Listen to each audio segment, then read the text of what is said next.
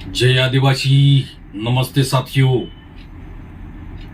मैं अजितेंद्र तड़वी, राष्ट्रीय महासचिव, राष्ट्रीय आमजन सेवा पार्टी।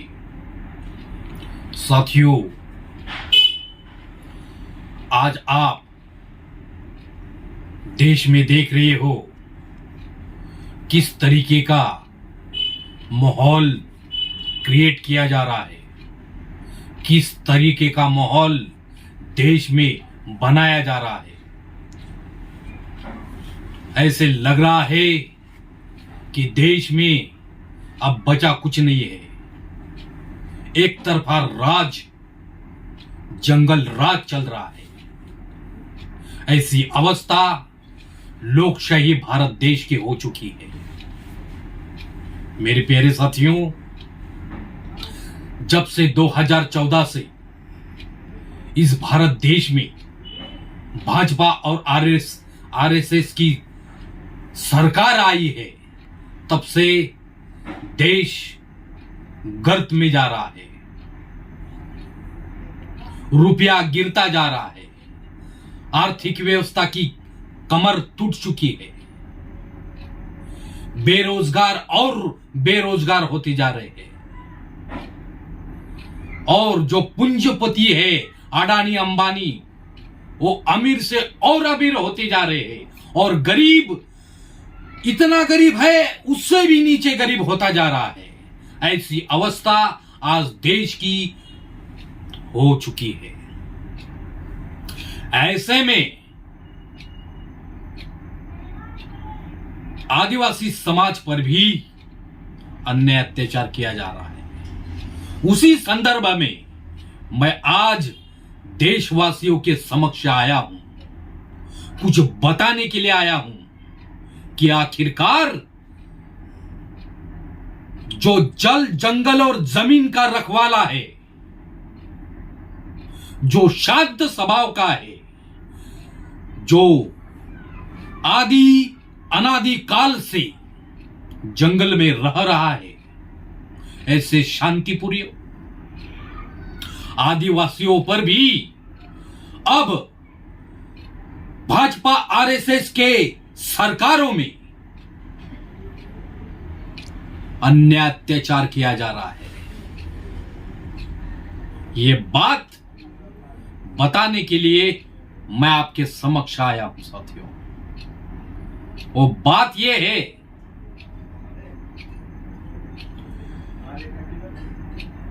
एक आदिवासी जिसका नाम है हिडमा मंडावी। क्या नाम है उसका? हिडमा मंडावी। इस आदिवासी को बीजेपी आरएसएस की मनवादी सरकार ने नक्सलवादी घोषित करके गोली मार दी गई।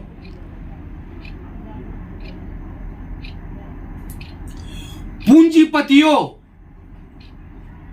और सरकार दोनों मिलाकर जल, जंगल और जमीन, ये प्रकृति की सुरक्षा नहीं कर सकते, इस प्रकृति को निर्माण नहीं कर सकते, तो आखिर आदिवासियों की जल, जंगल और जमीन को ये छीन कैसे सकते हैं? इसको नष्ट कैसे कर सकते हैं? मैं ये सवाल भाजपा, आरएसएस और पूंजीवादी नेताओं से पूछना चाहता हूं। ये मामूली बात नहीं है कि आदिवासियों को जल, जंगल और जमीन की सुरक्षा के लिए नक्सलवादी घोषित किया जा रहा है और नक्सलवादी का धब्बा लगाकर उन पर गोलियां दागी जा रही है। ये लोकशाही है या जंगल राज चल रहा है देश में? समझ नहीं आ रहा है। इस देश में डॉक्टर बाबा साहब भीमराव अंबेडकर का संविधान लागू है। संविधान लागू होने के बावजूद भी इस देश में लोकशाही ना के बराबर है। साथियों, ये भाजपा आरएसएस सरकार निकम्मी सरकार है, ये देशद्रोही सरकार है और 24 घंटे ये राष्ट्रगान करते हैं, हम राष्ट्रीय है, हम राष्ट्रवाद है, मगर इनके अंदर कुछ और है साथियों। ये राष्ट्रभक्त नहीं है, राष्ट्रभक्त एक आदिवासी है। क्यों? क्योंकि आदिवासी अनादि आदि काल से इस भारत देश का मूल निवासी है, आदि अनादि काल से, आज का नहीं है। इस देश के स्वतंत्रता के लिए, इस देश के स्वतंत्रता के लिए आदिवासियों के कई महापुरुषों ने अपना लहू इस धरती के लिए बहाया है। उसी धरती के लिए आज भी आदिवासी मरने और मिटने के लिए तैयार है, मगर आज की मौजूदा भाजपा आरएसएस की सरकार आदिवासियों को नक्सली घोषित कर रही है। साथियों, भाजपा आरएसएस की मनोवादी सोच को समझो,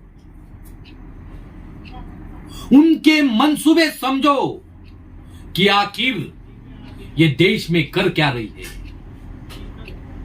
इसलिए मेरे प्यारे भारत के आदिवासियों, मैं आज आप सभी से हाथ जोड़कर यह आह्वान करता हूं कि एक बार फिर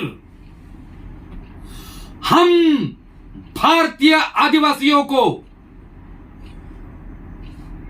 उलगुलान करना होगा।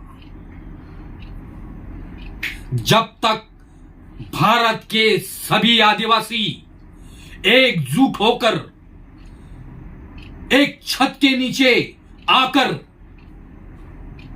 उलगुलान जारी नहीं करते, तब तक भाजपा आरएसएस के मनवादी सरकार में आदिवासियों को ऐसा ही नक्सलवादी बनाया जाएगा और उन पर ऐसी ही गोलियां दागी जाएगी। ये बात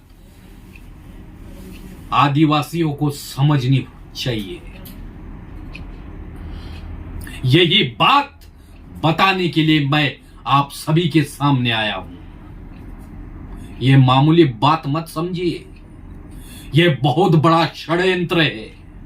आदिवासियों को भी इस देश से हटाने और मिटाने की बात की जा रही है। यह बहुत बड़ा षड्यंत्र है। हमारे महान क्रांतिकारी बिरसा मुंडा, इन्होंने अंग्रेजों के खिलाफ स्वतंत्रता के लिए अपना बलिदान दिया है। उनका बलिदान अनमोल है। साथियों, बिरसा मुंडा जैसे कई हमारे महापुरुषों ने अंग्रेजों के खिलाफ जो बंड पुकारा था, उनका बलिदान ऐसे ही जाया जाएगा? बिल्कुल नहीं। उनका बलिदान आज भी हमें प्रेरणा देता है, अपने हक और अधिकार को लड़ने के लिए प्रेरित करता है। आज हम आदिवासियों को जगना होगा और इन पूंजीपतियों अडानी, अंबानी और भाजपा आरएसएस जैसे सरकारों को इस देश से खदेड़ना होगा। अगर साथियों एक बार उलगुलान आदिवासियों का नहीं हुआ तो आने वाली आदिवासियों की नस्लें गुलामी का जीवन व्यतीत करेगी। ये मेरी बात याद रखना, अगर ये उलगुलान नहीं हुआ तो। इसीलिए मैं भारत के समस्त आदिवासियों से पुनः एक बार हाथ जोड़ के विनती कर रहा हूं कि हमारे जो क्रांतिकारी महापुरुषों ने इस देश के लिए, इस धरती के लिए बलिदान दिया है, वो अमूल्य बलिदान है, उसको जाया मत दीजिए। आज संविधान होने के बावजूद हम आदिवासियों को नक्सली घोषित कर रहे हैं, फिर भी हम आदिवासी चुप है। और आदिवासी कहता है मैं जंगल का शेर हूं। कहां का जंगल का शेर? कहा गया वो शेर जो अपने दिल में बैठा के रखा है? जगाओ उसे और रास्ते पर उतरो। आज वो वक्त आ चुका है। साथियों, अगर आप सब देशवासी मुझे साथ देंगे तो आने वाली समय में इस देश में मैं ऐसा आंदोलन खड़ा करने जा रहा हूं जिसका कई वर्षों तक ऐसा आंदोलन इस भारत देश में नहीं हुआ। ऐसा आंदोलन मैं खड़ा करूंगा, लेकिन मुझे भारत के 10 करोड़ आदिवासियों का साथ चाहिए। क्या तुम में है हिम्मत साथ देने की?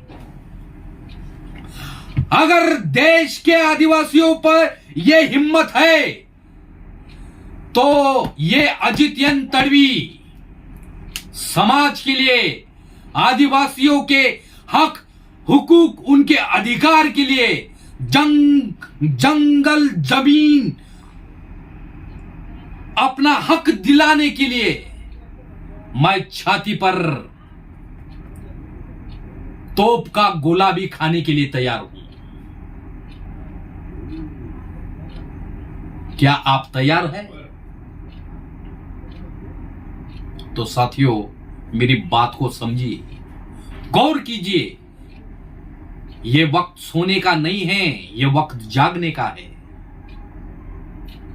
अगर ऐसा चलता रहा तो आदिवासी ऐसे ही नक्सलवादी घोषित करके मार दिए जाएंगे।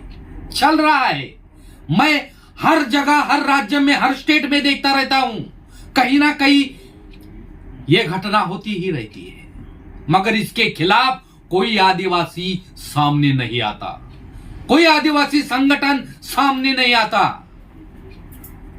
आज समाज में, हर समाज में उनके बड़े बड़े लीडर हैं, बड़े बड़े नेता हैं, मगर आदिवासियों सा कुछ नहीं।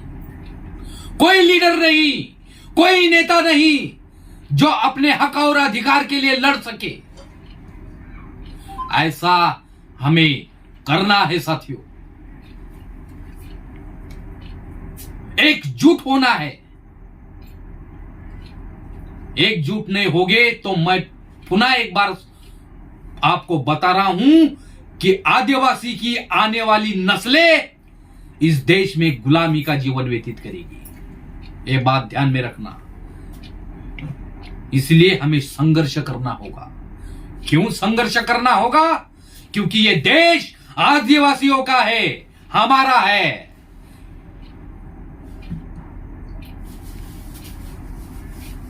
धन्यवाद साथियों।